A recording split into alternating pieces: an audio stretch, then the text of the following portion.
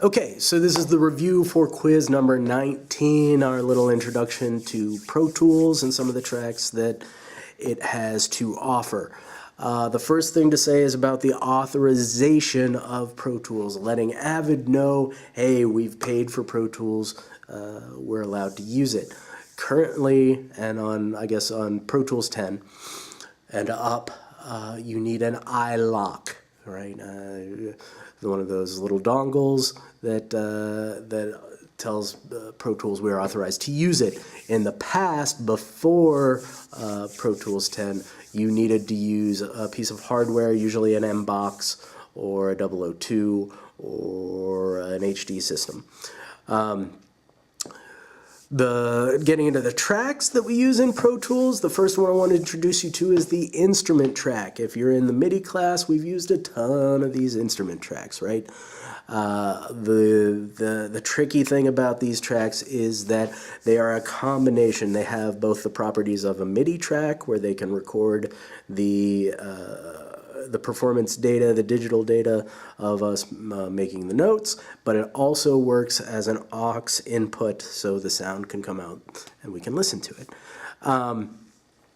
The next thing to say is that Pro Tools 10 comes with a whole bunch of stuff, obviously, including a drum machine called Boom, a synthesizer called Expand 2, and Structure, which is a sampler.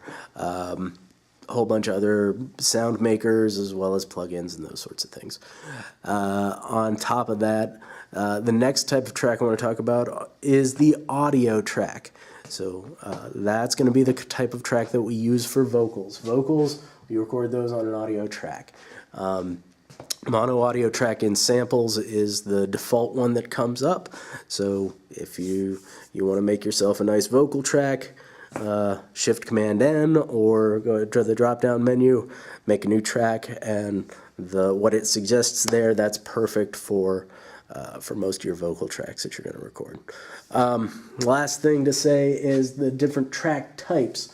In Pro Tools 10, we've got audio, an aux input, instrument track, MIDI track, master track.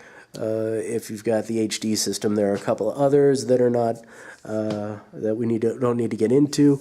The one we do not have is automation, right? You can write automation onto any of these tracks, but we don't have a specific automation track. Okay, that is the review for quiz number 19. Thank you very much.